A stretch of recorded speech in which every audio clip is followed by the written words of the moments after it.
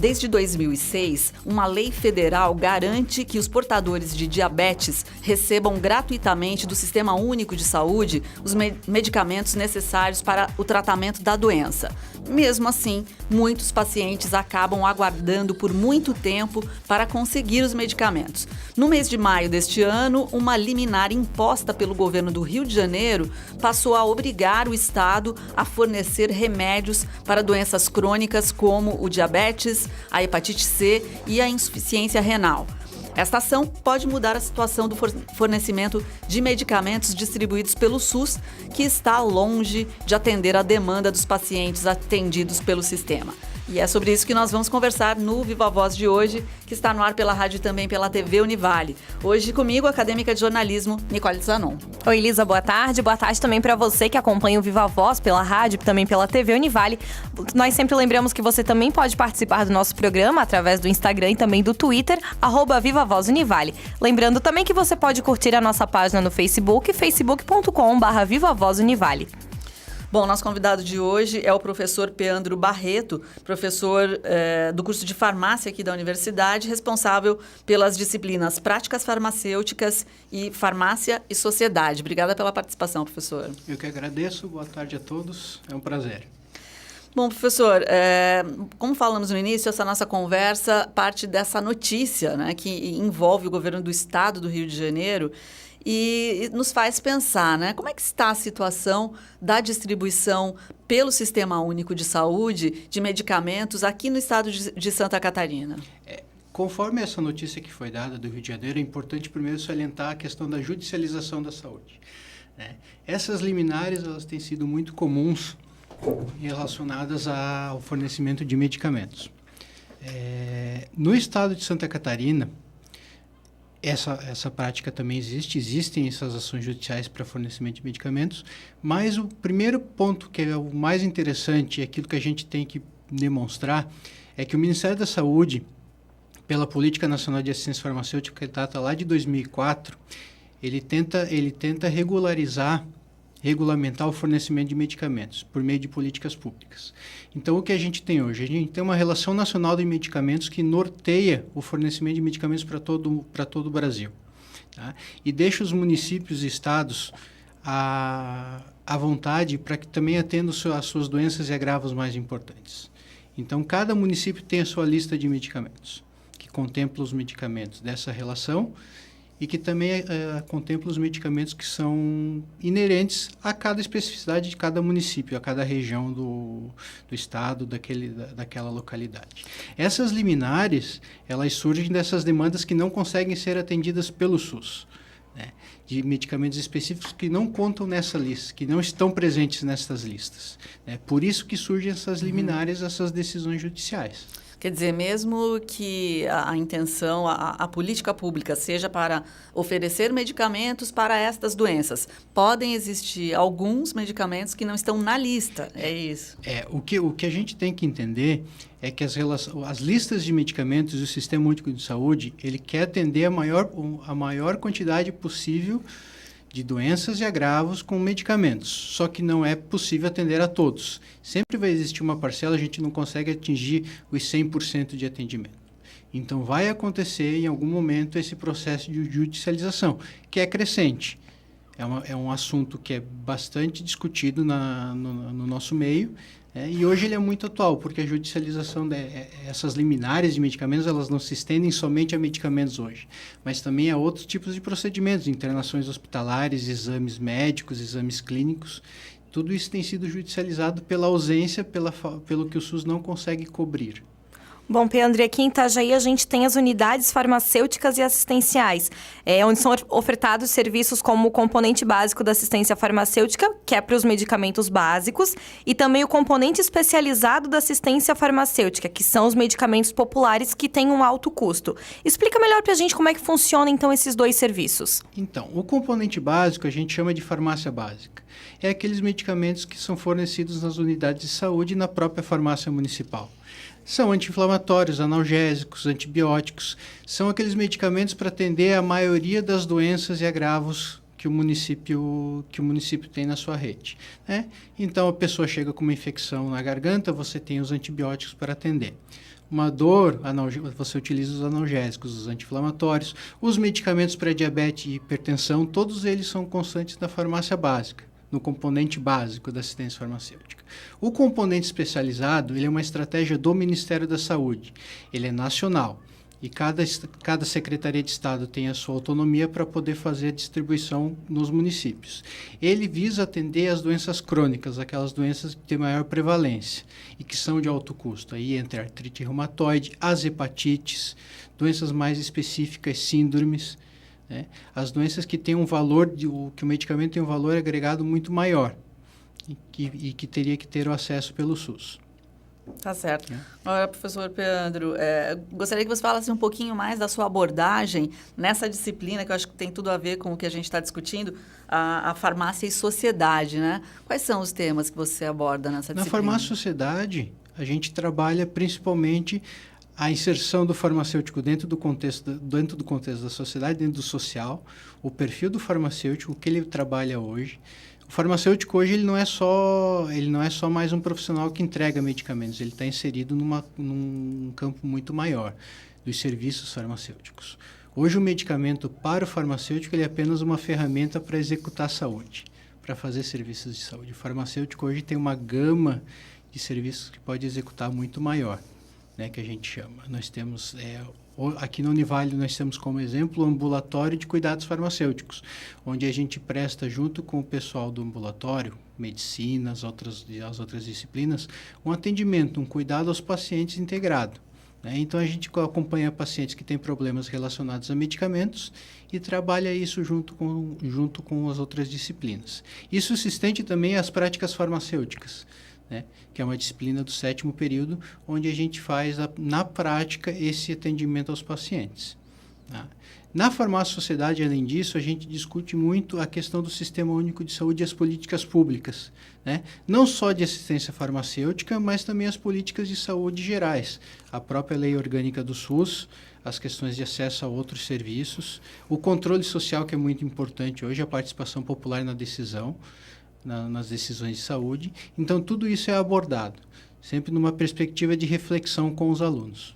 Tá certo. Agora, num país que tem problemas em vários setores, a saúde inclusive, né, o farmacêutico muitas vezes assume o papel da pessoa que vai ajudar na busca pela saúde dos cidadãos em geral. Acaba sendo, né, aquele amigo próximo que às vezes está no bairro, faz parte da comunidade e acaba realmente assumindo um papel que é de uma extrema responsabilidade, mesmo que existam tantas campanhas contra a automedicação e tudo isso que a gente vê na mídia, né? Como é que vocês trabalham isso? Como é que você vê isso, professor? O profissional farmacêutico, é importante salientar, dentro do universo do Sistema Único de Saúde, vocês podem verificar, um paciente que vai à unidade de saúde todo mês, o farmacêutico é o profissional que tem mais contato com ele, porque a retirada de medicamentos às vezes é mensal. O hipertenso conversa com o farmacêutico todo mês lá na farmácia, né? E o farmacêutico daí é capaz de identificar problemas de saúde que podem ser encaminhados para a equipe multidisciplinar, médico, enfermeiro, outros profissionais. O farmacêutico tem esse papel, ele consegue criar esse vínculo maior, não que os outros profissionais não consigam, mas ele que está em mais contato, por essa periodicidade que o profissional tem em ver o paciente, né? A gente tem esse contato maior. Essa é a importância do farmacêutico. Além disso, o uso racional de medicamentos, né, que é a função primordial do profissional. A gente racionalizar o uso, né, verificar com cada paciente eventuais problemas e reações adversas e problemas relacionados a medicamentos e fazer a orientação correta quanto à utilização desses medicamentos. Essa é a função primordial do farmacêutico. Bom, Pedro, aproveitando que você estava falando ali do uso racional dos medicamentos, você participou recentemente de um seminário que foi promovido pelo curso de farmácia aqui da Univale, né? Quais foram, então, os principais assuntos que foram debatidos durante esse seminário? A gente debateu o uso racional de medicamentos como um todo, né? O uso racional, o principal objetivo dele é prevenir a automedicação. informar de que a automedicação pode ser uma coisa perigosa, né, que pode vir a ter efeitos negativos no paciente, né, e que todo cuidado deve ser observado, não só por um farmacêutico, mas pela equipe de saúde, né. Não utilizar medicamento de qualquer forma, sem orientação. Além disso, nesse seminário, a gente abordou também o descarte de medicamentos. Como descartar o medicamento, né? A Univale tem um programa que é Reduzir e Reciclar, que é feito pelo curso de farmácia também, e ele coloca como fazer esse descarte de maneira correta. Como eu vou descartar o medicamento vencido ou aquele medicamento que eu parei de utilizar, eu tive um tratamento e sobrou o medicamento. Como eu vou fazer esse descarte? Isso também foi abordado. Nós tivemos uma discussão muito boa, participaram conosco o Leandro Zago, farmacêutico da Secretaria de Saúde, coordenador, né? A professora Noemi Liege, que é coordenadora da residência multidisciplinar, e a professora Daniela da Silva, da Farmácia Escola. E nós conseguimos uma discussão muito produtiva nesse campo do uso racional. E à tarde, no evento, a gente teve o atendimento aos pacientes também, a gente teve o cuidado farmacêutico envolvido. Você fala, então, dos outros serviços, né, que o farmacêutico pode prestar. Quais seriam? O farmacêutico hoje está muito envolvido na farmácia clínica, que a gente chama, né, que é o acompanhamento dos pacientes, né? O fornecer medicamento, o dispensar o medicamento, ele é uma atribuição do farmacêutico, mas tem outras coisas envolvidas. O acompanhamento farmacoterapêutico, a verificação se desse tratamento está tendo efetividade, né? As reações adversas que possam surgir da utilização de medicamentos. Tudo isso o farmacêutico faz por meio desses serviços. Revisão de farmacoterapia, rastreamento em saúde, acompanhamento farmacoterapêutico, que a gente chama do segmento. Tá? Processos de educação em saúde que são importantes, ou seja, a gente sempre orienta o paciente nas ações de promoção e prevenção, estimulação de atividade física, tudo isso é inerente ao farmacêutico. E o mais importante é que a gente não trabalha sozinho, a gente sempre trabalha numa equipe multidisciplinar. Na visão do sistema único, a gente não trabalha, o farmacêutico está atuando junto com o médico, com o nutricionista, com o psicólogo, tudo numa coisa só, que é para visar o bem do paciente. Peandro, nós temos um dado aqui que a gente conseguiu da Secretaria de Estado de Saúde, que diz que o medicamento Riluzol ficou em falta em Santa Catarina pelo período de 3 meses, isso de dezembro de 2016 até março desse ano. E esse remédio ele é o principal tratamento para controlar um mal degenerativo, que é a esclerose lateral amiotrófica. É comum a falta desse medicamento ou de outros medicamentos que são tão importantes aqui no estado? Na questão da aquisição de medicamentos, esse é um medicamento do componente especializado. São medicamentos que são de aquisição central. Quem adquire é a Secretaria de Estado.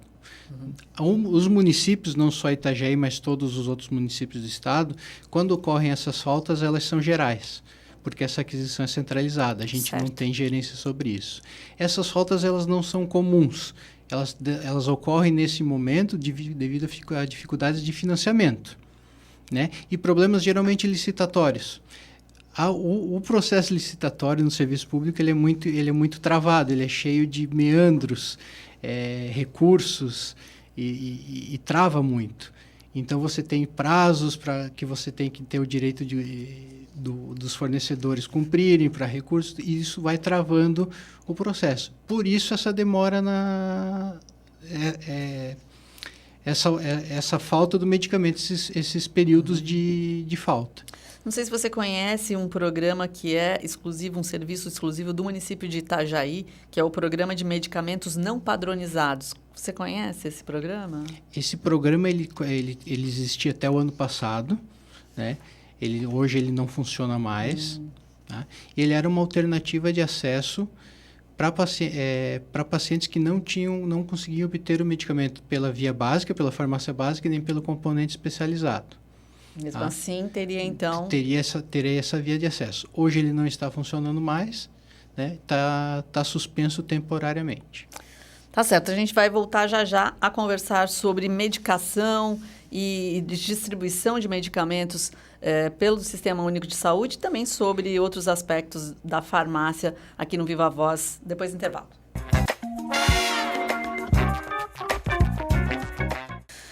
Estamos de volta hoje conversando com o professor Peandro Barreto, professor do curso de farmácia aqui na Univale, que também é responsável técnico pela farmácia municipal aqui em Itajaí.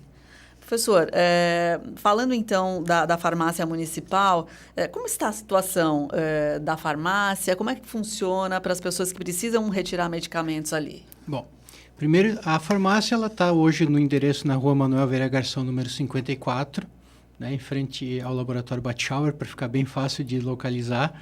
Tá? E hoje ela engloba o quê? A dispensação de medicamentos básicos, os medicamentos controlados, o componente especializado da assistência farmacêutica e aqueles pacientes que têm demandas judiciais retiram o medicamento lá. Como é que o paciente vai vai procurar o serviço?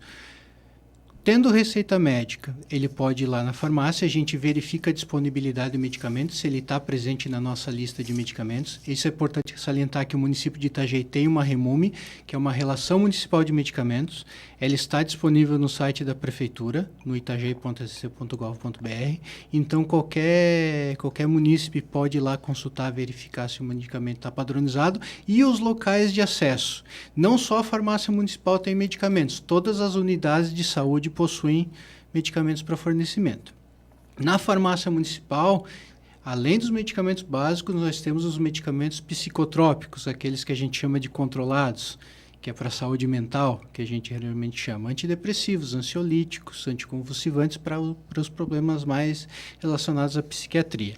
Para esses medicamentos, o paciente sempre deve apresentar a identidade, né, de preferência um comprovante de residência e a receita médica. Tá? Lembrando que a receita médica tem validade de 30 dias sempre a partir da data da receita.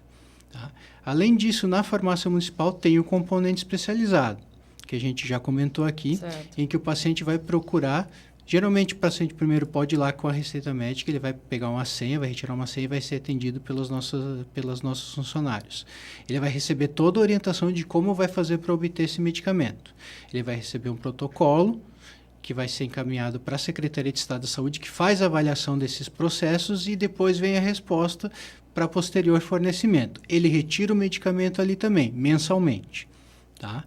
A retirada de medicamentos controlados também é mensal ou bimestral, conforme prescrição médica. Quem decide sempre quanto tempo o paciente vai utilizar o medicamento é o próprio médico. A gente não tem poder sobre isso, a gente segue a prescrição médica sempre. Tá? E outros medicamentos básicos, antibióticos, anti-inflamatórios, analgésicos, todos estão à disposição lá também. E pacientes que estão nos bairros, para não ter que se deslocar até a farmácia, quando são medicamentos de hipertensão, diabetes, esses analgésicos, certo, também pode procurar as unidades de saúde. Certo, Peandro. Aproveitando e falando um pouquinho desses medicamentos de baixo custo, que são esses medicamentos básicos, como os analgésicos, antibióticos, né?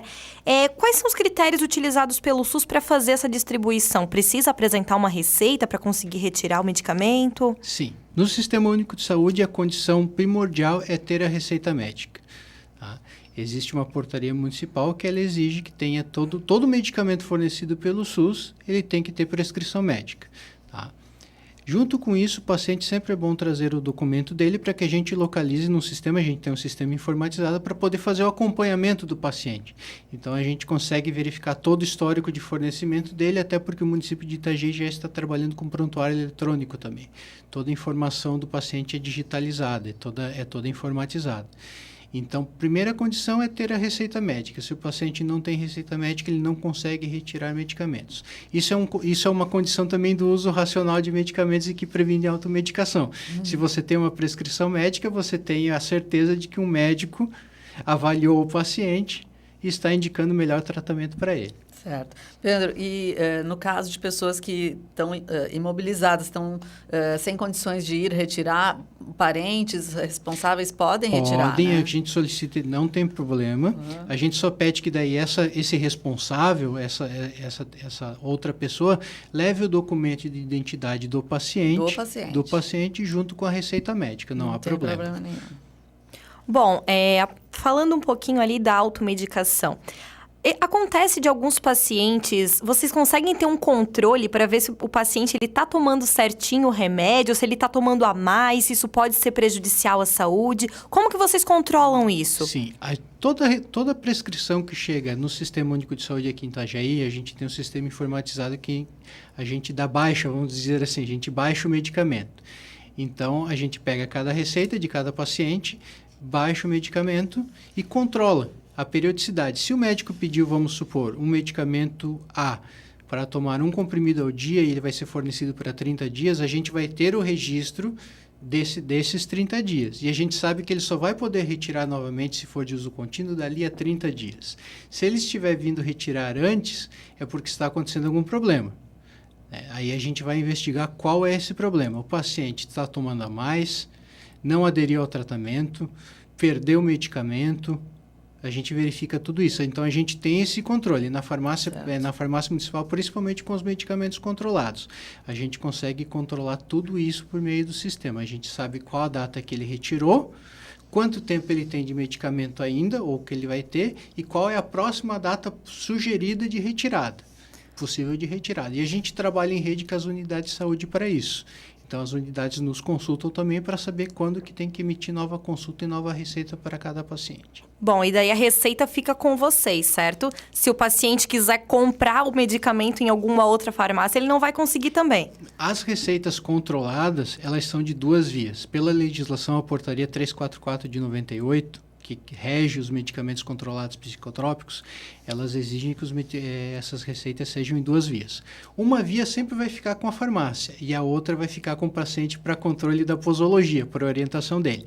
As receitas básicas, aquelas que não exigem, não são de medicamentos controlados, a gente sempre devolve ao paciente, porque ou elas são de uso contínuo, o paciente vai utilizar cada mês para vir retirar conosco e a gente vai registrar nessa receita saída, né? E as receitas, por exemplo, que são de tratamentos específicos de 2, 3, 5, 7 dias, a gente registra na receita o fornecimento, atesta o fornecimento e devolve para ele para orientação, tá? E elas ficam marcadas que já foram fornecidas. Então, não tem como, se for numa farmácia, já vai estar anotado que já foi retirado o medicamento. Não há por que utilizar novamente. Certo. Pedro, eu acho que é sempre bom ressaltar, né, os riscos. Quais seriam os principais riscos da automedicação? Ou quando a pessoa acaba errando a dose, tomando a mais, tomando a menos. Fala um pouquinho sobre isso. Cada medicamento ele tem uma especificidade quanto ao seu uso em doses, em superdosagens ou sobredoses. O que é importante salientar é que hoje no Brasil, a segunda maior causa de internação hospitalar é por intoxicação de medicamentos, por uso incorreto, né? Então, é sempre bom ter o cuidado, quando o paciente pega uma receita e vai fazer um tratamento, seguir a posologia que o médico prescreveu.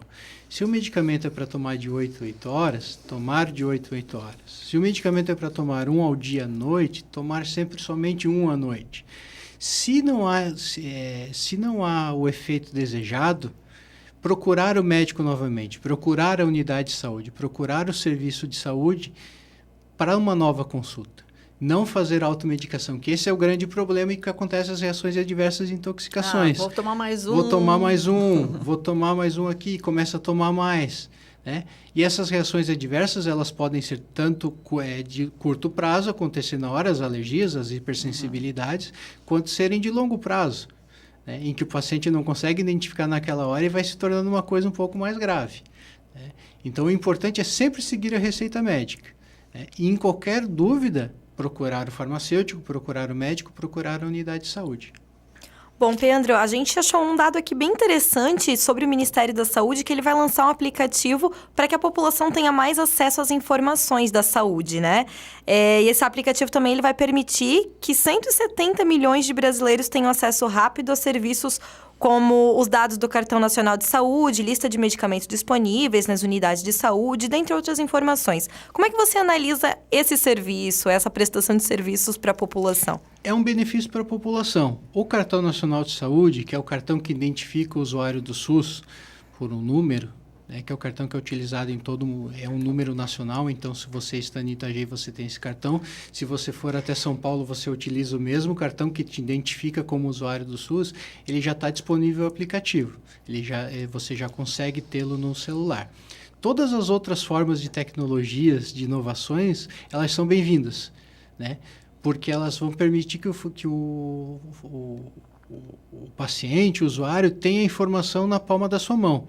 Né? Identificar onde tem o medicamento, se está disponível, quais os medicamentos disponíveis no Sistema Único na sua cidade, no seu estado.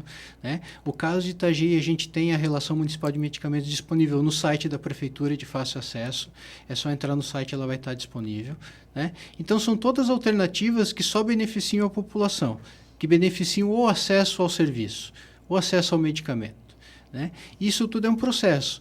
Hoje começa com um aplicativo, daqui a pouco vai começar com outro aplicativo que vai verificar em qual unidade de saúde você tem aquele medicamento disponível. Aí já vai aparecer em quanto tempo você pode retirá-lo de novo. Tudo é um processo que a tecnologia que vai nos beneficiando aos poucos. Com certeza. Falando de tecnologia, além de medicamentos, é possível conseguir, através do SUS, aparelhos, por exemplo, como aquele que mede a diabetes, mede o nível de glicose de pessoas com diabetes. Isso também o SUS pode providenciar? É possível fornecer. Cada município tem o seu protocolo. O Ministério da Saúde tem uma recomendação para fornecimento desses aparelhos para aferição de glicemia, né, com as tiras de glicemia, que é aquela tirinha para fazer o controle.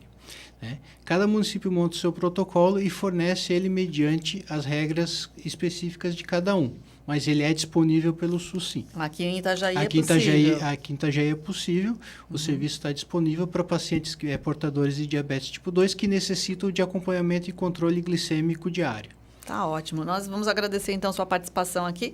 Nós conversamos com o Pedro Barreto, professor do curso de farmácia aqui da Univale e também responsável técnico pela farmácia municipal aqui em Itajaí.